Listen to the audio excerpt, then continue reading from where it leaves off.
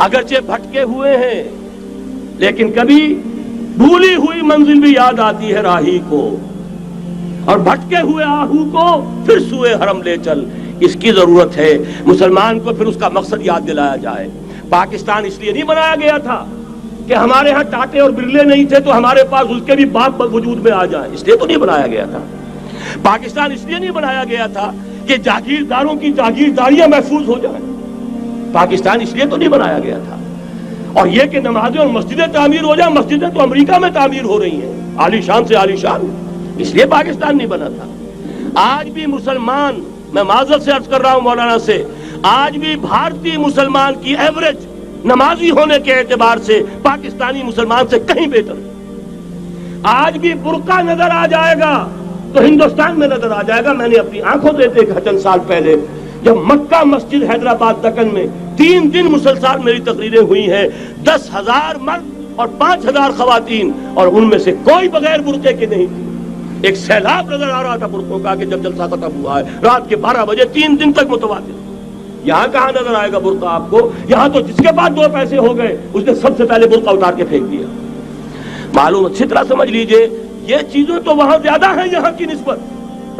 اصل ضرورت تھی کہ یہاں اس نظام کو قائم کیا جائے، وہ نظام عدل اجتماعی، وہ جس میں حریت ہو، جس میں عام آدمی بھی خلیفہ وقت کو ٹوک سکے۔ یہ کرتا کیسے بن گیا؟ ایک خاتون بھی کھڑی ہو کر دامن پکڑ لے، عمر تمہیں کیا حق ہے کہ ہمارے مہر کے اوپر پابندی لگا رہے ہو، جبکہ اللہ نے نہیں لگائی۔ اللہ قرآن میں قنطارہ کا لفظ استعمال کر رہا ہے۔ ڈھیروں سونا دے دے کوئی شخص اپنی بیوی کو مہر کے اندر، طلاق دیتے وقت اس میں سے کچھ نہیں لے سکتا۔ آپ کون ہوتے ہیں ہمارے حق کے اوپر پابندی لگانے والے؟ اور عمر نے کہا آج ایک بڑھیا نے وہ اب عمر کو دین سکھایا، آرڈیننس واپس۔ حضرت سعد ابن ابی وقاص رضی اللہ تعالی عنہ جو فاتح ایران تھے، وہ گورنر ایسے ہی نہیں بن گئے تھے ریوڑیاں بٹی ہو اور گورنر ہی مل گئی ہو، وہ تو خود فاتح تھے ایران کے، اس لیے گورنر تھے۔ صرف ایک پرچہ پہنچا ہے بارگاہ خلافت میں، حضرت عمر فاروق کے پاس انفارمیشن آئی سعد نے اپنے گھر کے باہر ڈیوڑی بنا لی ہے اور ایک دربان کھڑا کر دیا ہے، حضرت بلال کو بھیجا ہے رقعہ دے کر، اور یہ حکم تھا کہ بلال پہلے تو جاتے ہی ڈیوڑی میں آگ لگا دینا، پھر یہ رقعہ دینا میرا۔ اور رقعے میں لکھا ہوا تھا اے سعد، لوگوں کو ان کی ماں نے آزاد جانا تھا، تم نے انہیں اپنا غلام کب سے بنا لیا ہے؟ یہ دربان کھڑے کر دیا اپنے آگے۔ وہ حریت، وہ مساوات کہ جا رہا ہو خلیفہ وقت اور چارج لینے جا رہا ہے بیت المقدس کا، کوئی ذاتی علاج کے لیے نہیں جا رہا، سیر و سیاحت کے لیے نہیں جا رہا، چارج لینے کے لیے بالکل سرکاری وزٹ ہے، آفیشل وزٹ ہے، اسٹیٹ وزٹ ہے۔ اور حال کیا ہے؟ 700 میل کا فاصلہ طے کرنا اور ایک اونٹنی، کوئی انٹوریج نہیں، کوئی قدم و حشم نہیں، کوئی جمبو جٹ بھرے ہوئے نہیں، کچھ نہیں، ایک اونٹنی ایک خادم۔ اس ایک اونٹنی پر چونکہ راستے کا راشن بھی ہے لہذا 2 آدمی نہیں بیٹھ سکتے، ایک بیٹھ سکتا ہے۔ ایک منزل خلیفہ وقت بیٹھا ہوا ہے اوپر اور خادم نکیل پکڑ کر چل رہا ہے، اگلی منزل خادم اوپر بیٹھا ہے اور خلیفہ وقت عمر بن الخطاب رضی اللہ تعالی عنہ اور وہ آگے آگے نکیل پکڑ کر چل رہے ہیں۔ یہ نظام چاہیے آج نوع انسانی کو۔ اس کے انتظار میں، اس کی تلاش میں نوع انسانی نے کتنے تجربے کر لیے، کیسی چھلانگیں لگائیں، ملوکیت ختم کی، آسمان سے گرا کھجور میں اٹکا، جمہوریت آئی نام نہاد، لیکن وہ سرمایہ دارانہ نظام بن کر آگے سے بڑھ کر لعنت بن گئی۔ پہلے جاگیردار مسلط تھا، اب سرمایہ دار اور کارخانے دار مسلط ہو گیا۔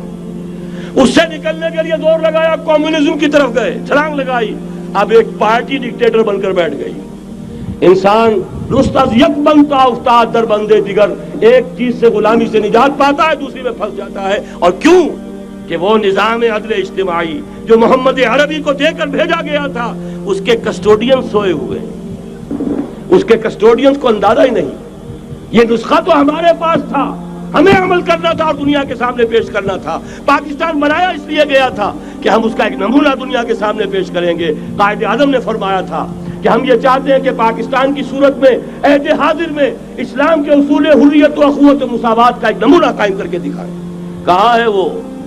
بھٹک گئے، سو گئے۔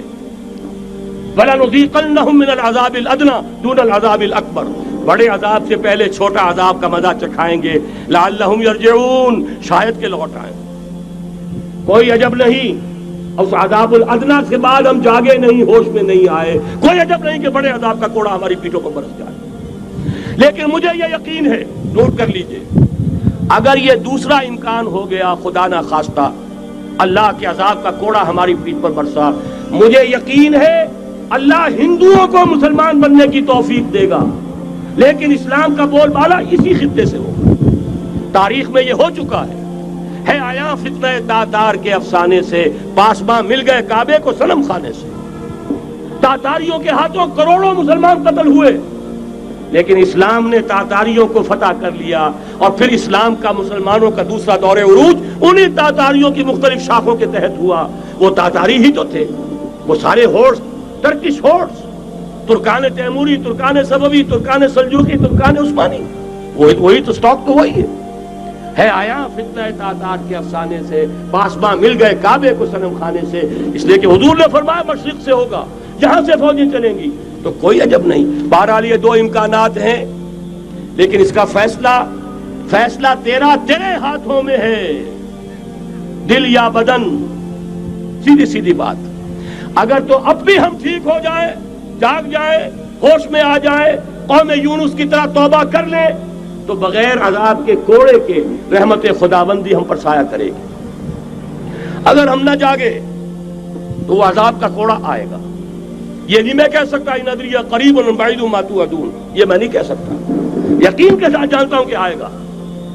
لیکن یہ کہ اس کے بعد بھی یہی سے بول بالا ہوگا. اگر ہمارے ذریعے نہیں تو ان کے ذریعے سے جو ہمیں شکست دے کر پھر اسلام قبول کر لیں گے. لیکن کیوں نہ پہلے ہی راستے پر چلنے کی کوشش کریں.